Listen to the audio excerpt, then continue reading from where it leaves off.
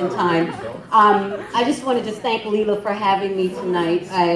When she asked me, when she reached out to me and asked me to be a part of this event, I didn't even check my calendar. I was just like, yes, because that's how strongly I feel about this organization and what she's doing. I thank her I'm always thanking her for advocating on behalf of victims of domestic violence. So again, I'm very thankful for being here tonight. I was here in this room a couple years ago, I want to say like 4 or 5 years ago, when she did something for the residents here. And I spoke impromptu, and the feedback that I got was what kind of promulgated me to want to pursue my passion of helping others and share my story. Because, although he introduced me and he talked a lot about all of my accomplishments, what he failed to mention was that I was addicted. I am 9 years clean now. I've been in recovery for 9 years. I'm thankful. So I just want to talk a little bit about addiction and recovery and tie it all into why we're here today. And before I even go any further, I just want to give a little bit of statistics in regards to the disease of addiction. The disease of addiction has affected over 21 million Americans over the age of 12.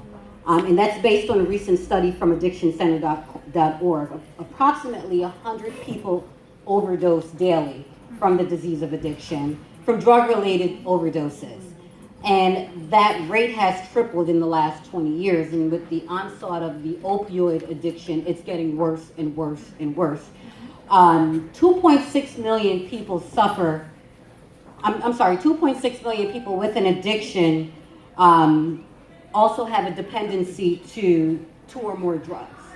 And then with that, there's 6.8 million people who are suffer from the disease of addiction as well as mental illness. So I just want to touch base on that because I was one of those statistics. Today I stand before you and I look very well put together and I look, nice. I like to think I look nice today. I look nice. But that wasn't the case 9 years ago. 9 years ago, I was battling with this disease. 9 years ago, I was at the point where I was contemplating death because I did not know how to not live without drugs and alcohol.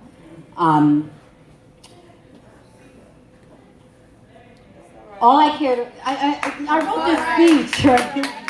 I wrote this speech and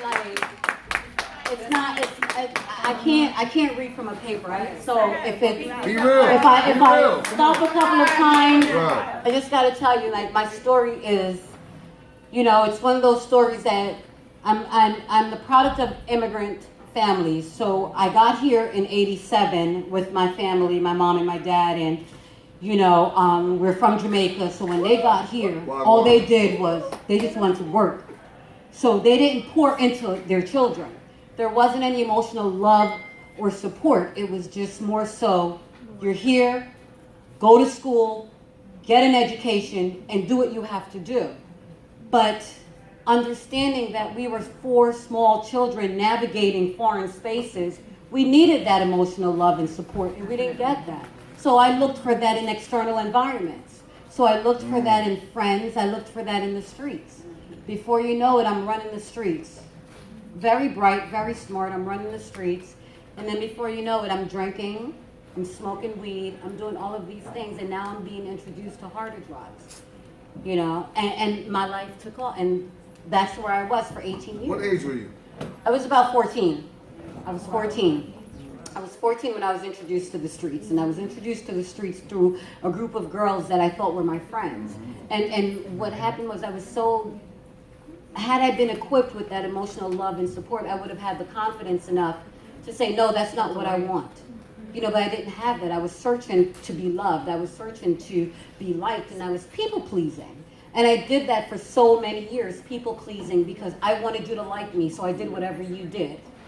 And that was the story of my life. And that's what I did for about 18 years. I operated in this vicious cycle until I hit rock bottom. And my rock bottom was nothing nice.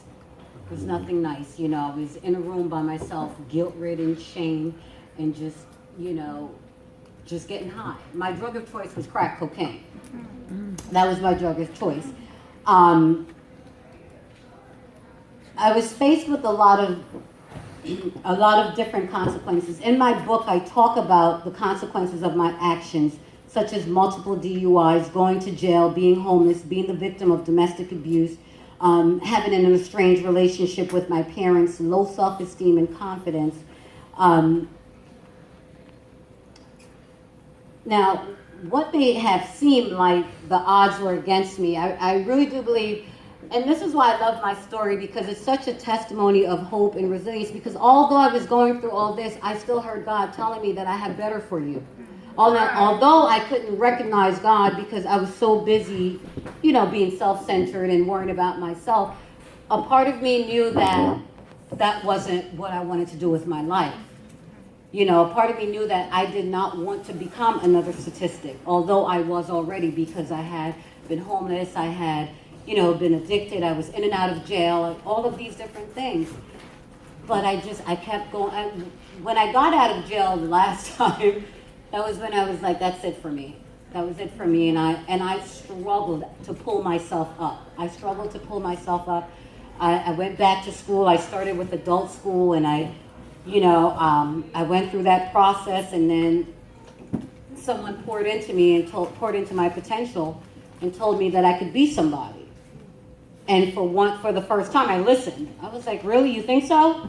They're like, you're smart, which I was told all my life that I was smart. I just never believed it, because my parents didn't tell me that.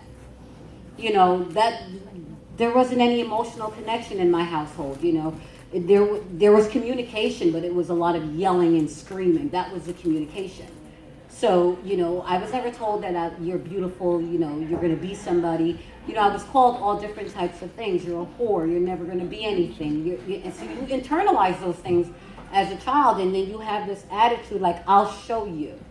So a part of my drive for success was to show my father that I could be more than what he thought I was. Now, I do understand that my father struggled with alcoholism, so I don't blame him for anything that he's done, or I don't, I know that he loved me. My father has passed on now. We've reconciled and amended our relationship before he passed on. And I'm thankful for that, because before he passed, he saw me clean. So, I went through, but in order for me to transform my thinking, I had to hit rock bottom, and I had to start at a place where I had to meet God where I was, and that was at rock bottom. And when I met him rock bottom, that's when he cleaned me up and put me back, and brought me back to life. I started by going to a 12-step program. The program that I went to was Narcotics Anonymous, and that's where I began the foundation was laid for me, that no matter what, I didn't have to use drugs. No matter what, I can be whatever I wanted to be. And it was very hard for me, because I kept seeing people come in and out, because I was one of those people that kept coming in and out the rooms, but I knew I wanted better, so I stuck. And the more I stuck, the more I stayed, the more it stuck. And as I continued on in the process, my life got better. I graduated from college, then I started, Middlesex County. I started Kane University for my master's, and I graduated, and I kept going. And one of the 3 principles that I learned in that program that I take with me today is it's called HOW. I call it HOW. It's called honesty, open-mindedness, and willingness. You have to get honest with where you are. And once you're honest with where you are, you become open now to the possibility of change. And once you're open to the possibility of change, the willingness will come. And that's what worked for me, and that's what continued to work for me right now. I'm doing a lot of things. I'm now a real estate agent. I'm doing, I'm living the best life possible. So, I know we started off talking about statistics, and for time's sake, because I know we're on, I know that we're on a schedule. And I just wanted to end like this. I know I may have been in statistics. It's not how you start, it's how you end, number one. Like I said, I may have been a statistic 9 years ago, but those numbers do not reflect the woman that I am today. The woman that I am today is thoughtful, kind, resilient, courageous, strong, intelligent, faithful, God-fearing, and blessed. So I thank God for everything that He's brought me through, because I'm standing here in my power as a woman. So thank you guys for allowing me to share my story. Hold on, Miss Noble.